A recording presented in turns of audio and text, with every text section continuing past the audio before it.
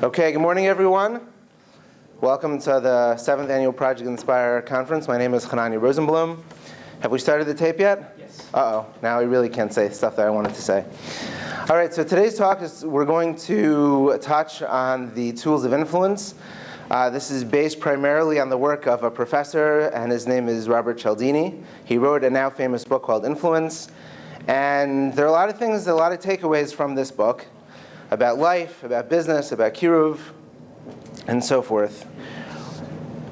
What modern psychology has come to understand, marketing psychology, is that influencing other people, or how we come to make decisions, isn't luck and it isn't magic, it's actually science, okay? I'm an attorney by profession. I also have a degree in psychology. The irony of my life, even though I decided to become an attorney, but I use the principles of marketing psychology every single day in my business, and to some degree in Jewish outreach. Over the past 15 years, I've started several Jewish outreach programs. I'll talk a little bit about that towards the end. And these are principles that are common and they're universal, meaning that it's not that we're going to find that one person is going to be influenced and the other person isn't. These are universal principles. And they go as follows. The first principle is that of reciprocation. Reciprocation is the principle that if I do something for you, then by nature, it's innate. You feel indebted to me. There was an experiment that social scientists did, and what they did was they studied what happens. We may have experienced, you may have gone to a restaurant, and when the waiter or waitress comes to bring you the check, what do they put on the tray? Something, a mint, a fortune cookie, right? So you might think, well, maybe this is just something nice that they're doing for me. But research shows that when they put one mint on the tray, when they bring you the check, tips increase by 3%. Okay. What would you say if they decided to put 2 mints on the tray? How much would you think that tips would increase? Another 3%. 14% increase for putting 2 mints on the tray instead of 1. Same people. Same scenario. Same scenario. This is a study. They did this across multiple people, okay, in different locations. And what would you think would happen if a waitress put 1 mint on the tray when she brought the check, and then she started walking away, but then before she continued, she turned and she says, for you nice people, another mint. Would you think that would make a difference? 23% increase. Okay? So what social scientists learned from this is that if something is reciprocal, but it's also something that's unexpected, and it's sincere, then that's something that has an influence. And we don't need to go beyond our own experience to understand that this is a reality. Freebies, we get them all the time, right? If a letter, sometimes you get a solicitation letter and it comes with those address labels in it, free address labels. You think they're just being generous? No, the idea is that if you feel that you received something, you want to give something back in return. Principle number 2, social proof. This used to be a little more difficult to demonstrate, but today it's easy. How many people here have ever bought a product on Amazon? 100%. Great. How many people here, before you purchased the product, went to look at the user reviews? Once. 100%. At least once. 100%. Right? There is a website called CNET. They actually have 2 categories of reviews. They review electronics. They have expert reviews, and they have user reviews. What's the idea? You might ask yourself the question, if you have an expert that tests the product, why do I need to listen to Yenim, who maybe this is the first time he ever bought a camcorder, right? But the idea is social proof.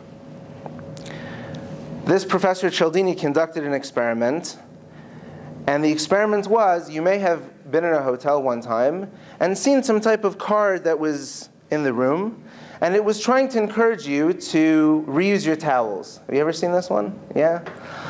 And maybe they cited something about the environment, right? Oh, this for environmental sake, please, leave your towels on the floor. That means to wash them, otherwise we're not going to wash them. So when they did that, there was a 31% increase in people who decided that they weren't going to be having their towels rewashed. But when they put on the card, instead of the environmental reason, 75% of our guests did not want their towels to be reused, wanted their towels to be reused. What happened? The numbers went up by 26%, above that 31%. Just because the card said that other people, 75% of our guests, right, reuse their towels. Now what if they were to write on the card, not just about what other people in the hotel did, but 75% of guests who stayed in this room reused their towels at least once? What would you think? Well, you might think, sure, I hope they better wash it in between the last guy and me, right? But what would you think? It went up even more, 33%, okay? Social proof. When you put on the card, this is what other people do. This is like the sheep principle. We're like sheep, we do what other people do, and we're interested, we like what other people like. Principle number 3, commitment and consistency. Evidently, the project inspired people may have heard the talk or may have read the book last night. Do you remember how they asked people, how many people here are going to make a commitment to do something, outreach, after the conference, right? Have you ever received a call from a solicitor, and instead of saying, here's what I have to sell you, they start off by asking you a question, okay? As the principal of a law firm, I get solicitation calls all the time, maybe once a week. So very often they'll start off by trying to say, oh, I'm not sketchy, by explaining, let me tell you about the work we do with other lawyers or whatever, try to get their foot in the door. So most of the time I'll say, I'm sorry, but I'm not interested. And then they'll follow it up with a question, and the question is, oh, but don't you want more business? Right, because they feel, how is anybody going to say no to that question? How would anybody say no to that? Don't you want to make more money? Right? So, much to their chagrin, I usually say no. Silence. Oh no, I don't want to make any more money. It's shy. They don't know what to say. They're like, okay, have a nice day. Right? But there was a study that in 2005, there was a researcher named Stephanie Brown, and she did a study called Evidence of Positive Relationship Between Age and Preference for Consistency. And that confirmed that older people become more set in their ways and more likely to be in line with their behavior that they had engaged in previously.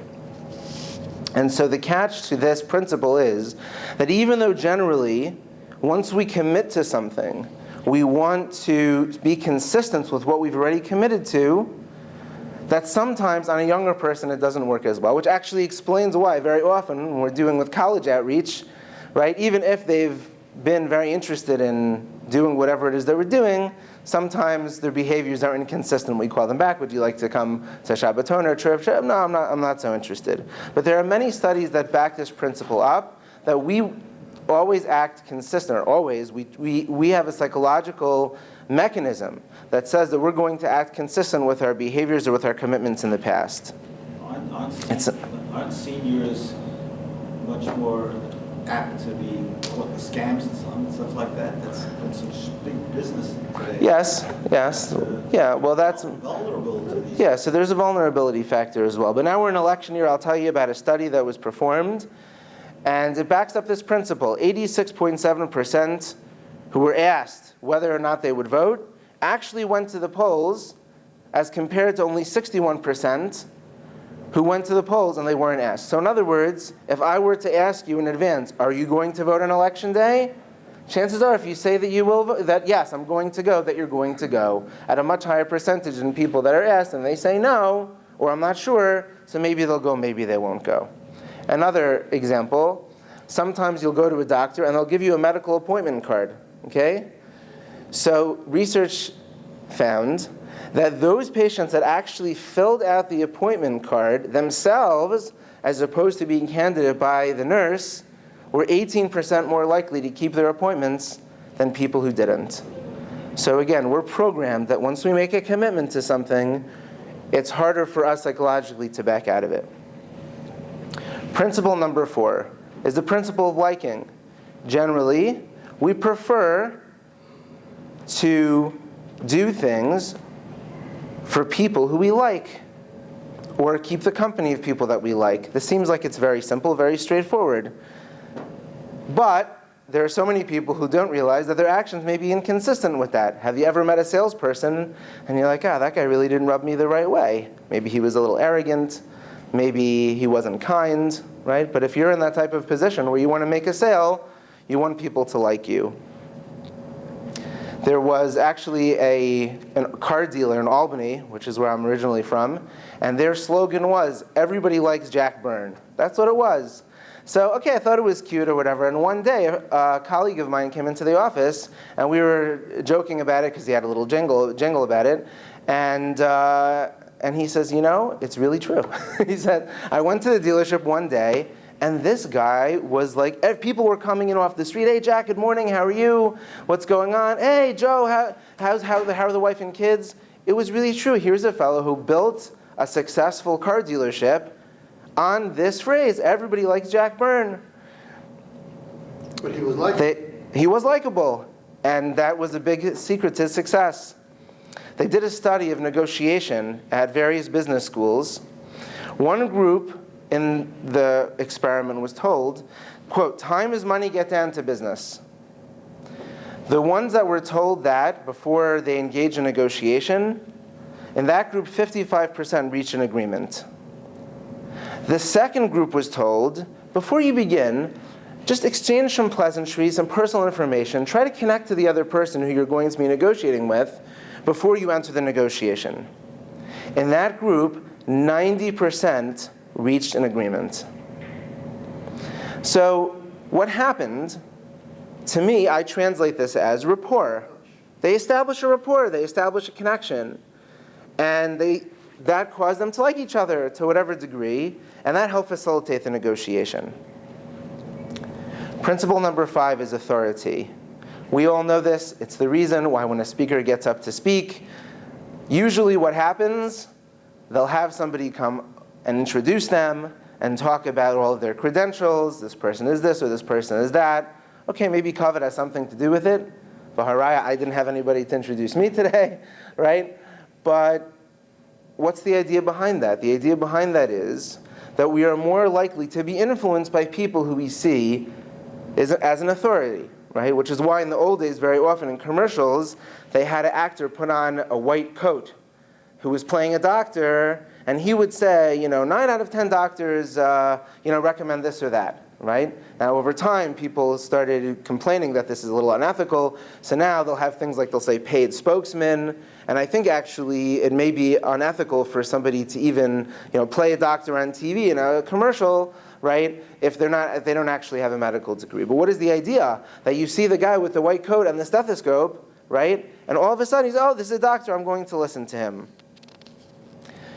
The most famous experiment, hands down, on the concept of authority was one that was conducted in 1974 by a Jewish professor named Stanley Milgram. I'm not going to, we could talk for hours about that experiment, but just to summarize, he was trying to answer the question as to how it was possible that regular everyday people during the Holocaust could have been swept up in an environment where they killed Jews just because they were being told to kill Jews. In other words, he assumed that not everybody who killed Jews during the Holocaust was like a rabid anti-Semite, but there were people that were just regular people that were recruited, and they were told by a superior, right? And in fact, what was the average defense at the Nuremberg trials? I was just even, Yamach Shemo, right? He got up to, and they put Eichmann. What was his main defense? I was just following orders, right? Just following orders. So Stanley Milgram wanted to understand this principle. Is there anything to this principle of I was just following orders? So what he did was he had a teacher and a learner. What the teacher was the person who was supposed to be teaching various word patterns to the learner who was sitting in the other room. And the learner was actually a Confederate, somebody who he had set up in order to conduct this experiment. And what happened was that the teacher was supposed to teach word patterns to the learner, and he taught over these word patterns. They had a microphone, and again, they couldn't see each other. And if the learner got the words incorrect, he was supposed to turn a dial and administer a light electric shock. Over time, what ended up happening was, they said, that every time somebody gets something wrong, you have to increase the amount of volts. And what ended up happening was that almost across the board, notwithstanding the fact that they were told at the beginning that the learner has a heart condition, and notwithstanding the fact that the person would make sounds, noises, ow, ow, you're hurting me, almost every participant in this study administered what they believed was a fatal voltage of electric shock to the Confederate, who actually wasn't getting shocked at all. It was just a setup. Why? Because there was somebody who was standing with a clipboard, and every time that the person got something wrong, he would say, you must continue the experiment. Administer 50 volts. And then you could, sometimes the people started sweating and getting all uncomfortable, but they persisted. And I don't know if I want to go on with this. You must continue the experiment. And so on and so forth. Another experiment that was done in this regard is that people were more likely to give spare change to a random stranger who approached them if they were wearing a uniform. What's the idea? That if somebody presents as an authority figure, we are more likely to be influenced by them. And finally, principle number 6 is scarcity. This is something that we find in modern marketing all the time. Limited time offer, okay? This offer is only available for the first 10 callers. The idea is that we are much more likely to want something if it is scarce. Okay? All of us here remember the sound-breaking jet, right? The, what was it called? Concord. The Concorde. And it was very expensive. The tickets were so expensive. Eventually, I got to the point where it didn't make sense, I guess, with the fuel cost and everything, to operate the flights. When they announced that the Concorde was ending its run, all of a sudden, ticket sales went through the roof. Why? It wasn't any different Concorde on Tuesday than it was on Monday. But the idea was, and the prices presumably weren't any less, but the idea was that people, it became scarce. They realized that this thing was ending its run. Don't miss the chance. Here's what you're going to miss out on if you don't take advantage of this special offer. So the bottom line is that in marketing psychology, they've discovered that there are these 6 common principles of influence that operate almost consistently across the board. And we find them in everyday life. Okay. What I find interesting is that Chazal were aware of these principles way before, just like with many other things that we find, that we have a Mar Chazal to back this up. What does it say in Pirkei Avos? Knei lecha chaver, right? Acquire for yourself a friend. What is that? Reciprocity. If I give something to somebody else, right, so they become my friend, right? Reciprocity. The idea of social proof. Chazal were sensitive to the fact that we are very influenced by the people that are around us. And if we have people that are around us that are good, they're going to influence us to do good. And if we have people that are around us that are bad, we are influenced to do bad. The Gemara has a principle of Mayim Genuvim Yimtaku. Stolen waters are sweeter. Gemara and Sota. What's the idea? That if I know something is wrong, it's going to taste better. It's more scarce. It's something that I'm not going to get so easily. If I get it easily, then it's not as delicious as something that I'm not going to be able to get so easily.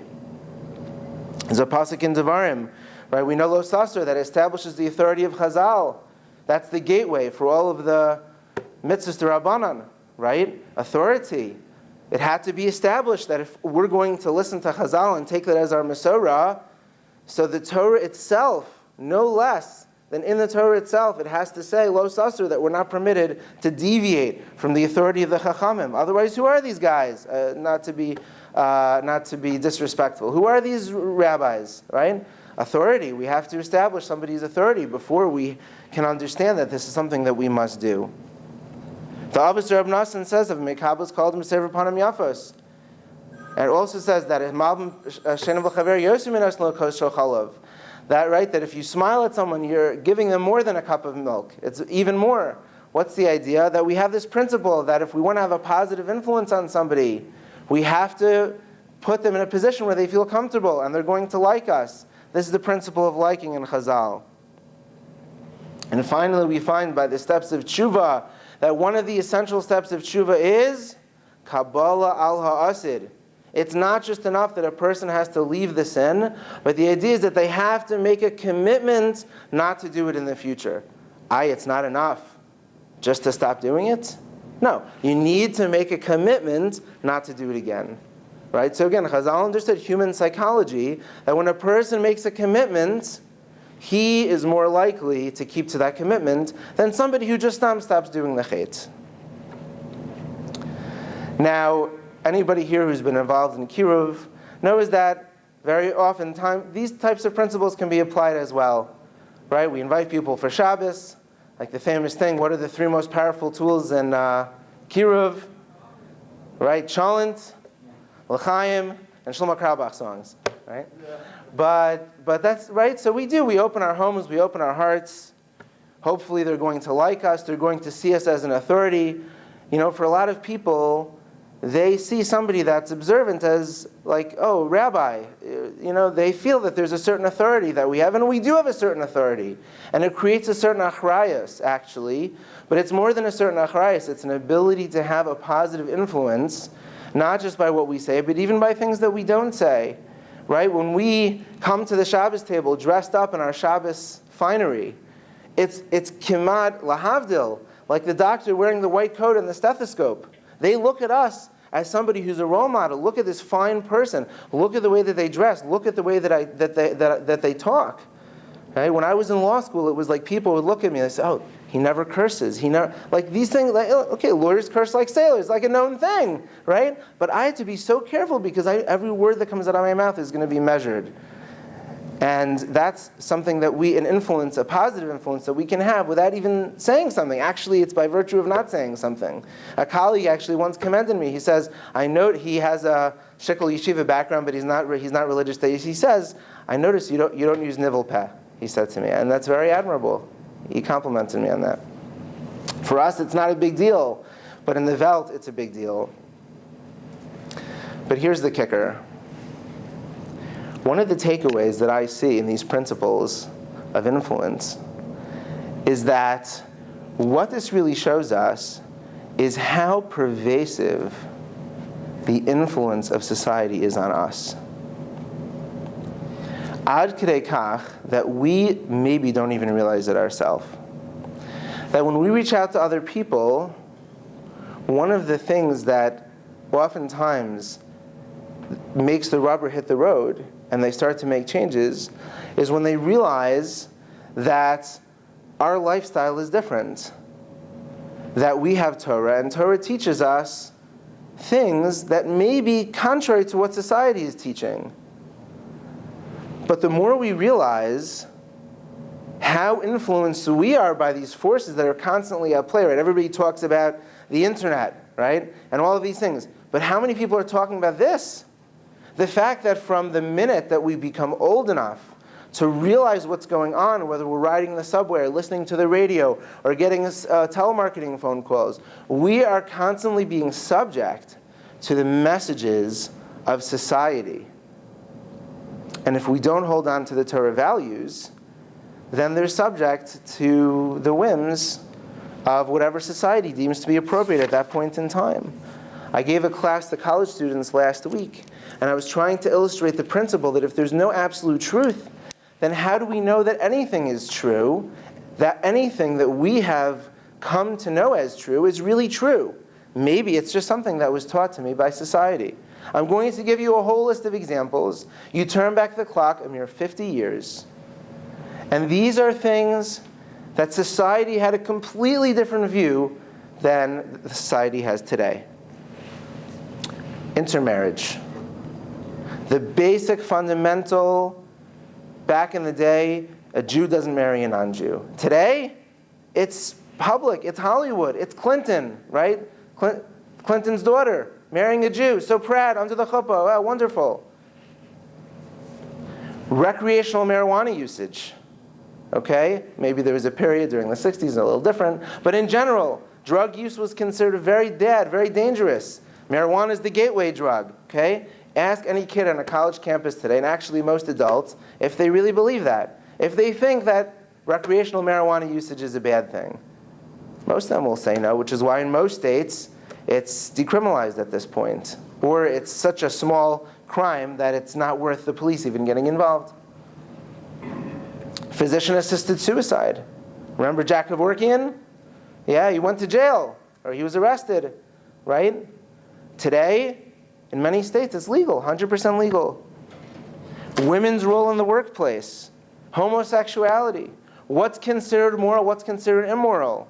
Pornography.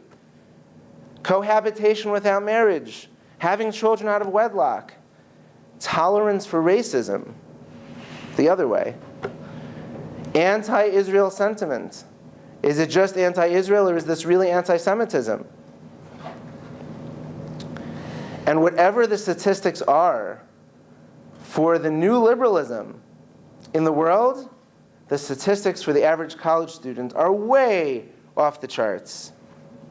Why is that so? Why is it so that young people are subject to these influences of liberal America at an even greater rate? Number one, it's the influence of their professors. That's always been the case. A lot of liberalism there.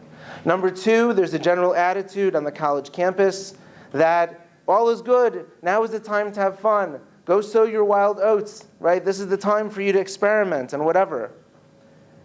Next, influence of social media. Again, we talked about social proof, right? And the impact of social proof. Sometimes what people get on a social media share, they consider even more authority than something that they got from their parents or from some other source that was more authoritative. Rebellion from the values of your upbringing helps mold your individual identity. Right? They're taught, this is good. Go cast aside what you've been taught for your whole life. Right? Now this can actually be helpful, this can be hurtful. Right? The hurtful is obvious because if they got good values, right, so now they're throwing them away side. But it can also be helpful because if they encounter, right, somebody that's teaching them something good, they start to question. They say, oh, well, you know, maybe everything that I've been told up until now is baloney. And now this is really, there's some truth to this. But the bottom line is that when we share Torah values, once we understand how, in what manner we're influenced by society, not just because we access the internet, but because society has come to market to us in very creative ways, we come to realize the value of having a consistent system that was passed on to us from generation to generation. And once you peel back the layers of shtus, the materialism, extreme liberalism, the number one goal of life for the average irreligious Jew, which is to earn money and to obtain happiness, which most of them don't know what that is or how to attain it. So they come to start really questioning, what are my core values and what are my core beliefs? And I'm sorry to say, but as I was listening to Rabbi Mechanic the other night, and he was talking about how we may be failing to teach over the Yesodos HaEmunah to our children, I thought to myself, I really wonder how many people in the room are not just not equipped to be able to answer the questions because they didn't learn how to answer the question, but because they don't even know how to answer the question themselves. They haven't even worked it out themselves. And this is something that's lacking. It's something that's lacking. In other words, if we want to be able to pass on the values, whether it's to our children or whether it's to non-from people, we have to understand what those values are. Amunah Pshuta is great, but that's not all that there is to it. If Amunah Pshuta was all there was to it, then nobody would have ever written a sefer, right? Amunah B'tachon, it wouldn't exist. The Kuzri wouldn't exist, right?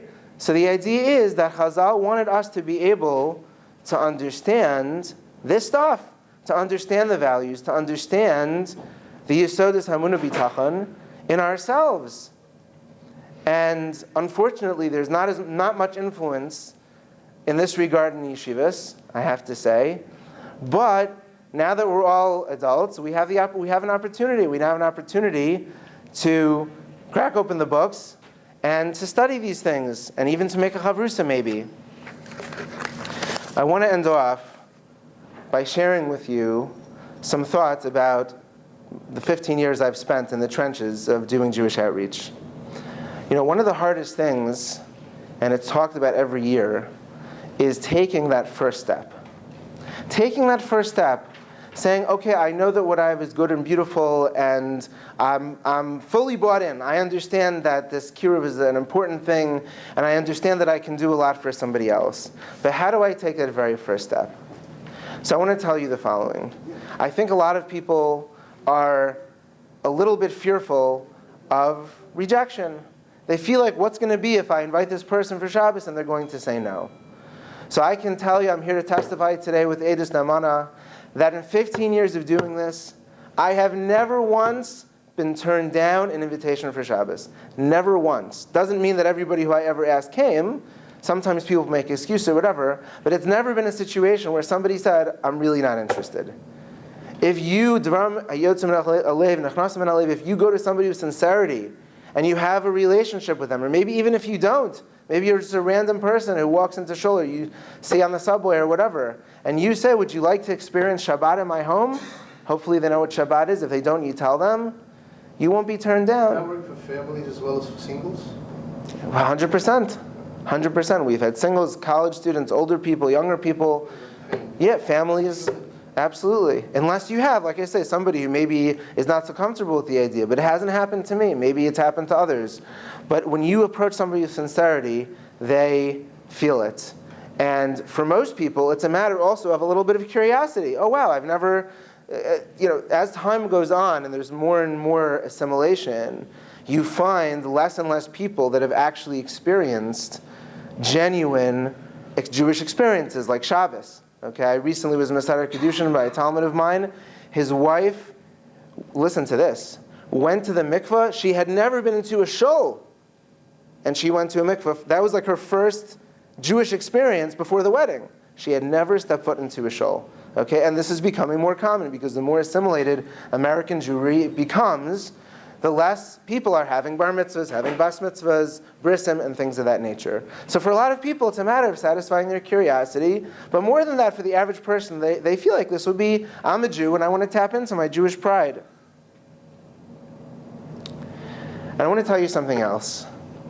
Sometimes after you do this type of stuff for a number of years, it's easy to become despondent. And I had a conversation with my friend David Rubinowitz about this very point. Sometimes you come to ask yourself, what am I really doing over here? So I'm going to invite somebody for Shabbos, maybe they'll walk, maybe they'll drive. After the meal, they're going to maybe walk home, maybe they're going to drive home. I have a 7-year-old son, Avram, he's so adorable. And once at our Shabbos meal, he asked our guest, he says, how are you getting home after the meal? So I was like, oh boy, it's really uncomfortable. So they laughed and smiled, whatever it was. I was cute.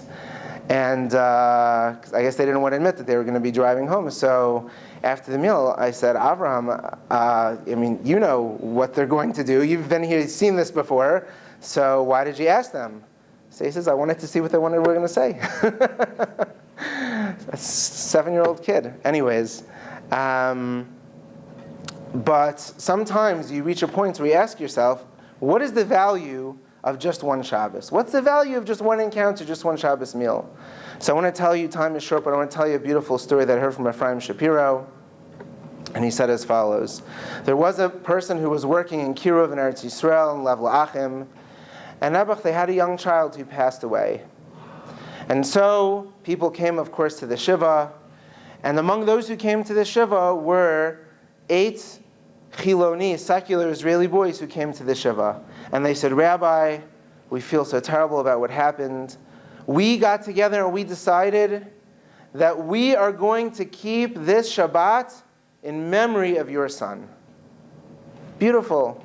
So after they left, somebody was sitting there, and people don't always say the most appropriate things at a Shiva house. And they said, Rabbi, a question for you. Okay, it's nice, it's a beautiful thing that they're doing. But last Shabbos, they were smoking and driving and all these things. And the following Shabbos after this, they're probably going to be doing the same things. Do you really think, like, what is the big deal? So they're going to keep one Shabbos, and next Shabbos they're going to go back to whatever. So he says, I want to tell you something. I want you to ask my wife what she would do, what she would give to have our son back for one Shabbos. That he should sit by the table, and I should be able to give him a bracha, and I should be able to sing Zemiros with him. What would we give to bring our son back for just one Shabbos? He says, can you imagine the nachas ruach that the Eibishter has, that his children are keeping just one Shabbos? And after I heard that story, that was it. I realized. And I could tell you stories about people who I encountered, who we had for Shabbos or a one-off thing, and 5, 6, 7, 8 years later, I found out that they were making strides, ended up in yeshiva, becoming Shomer Shabbos, and so on and so forth.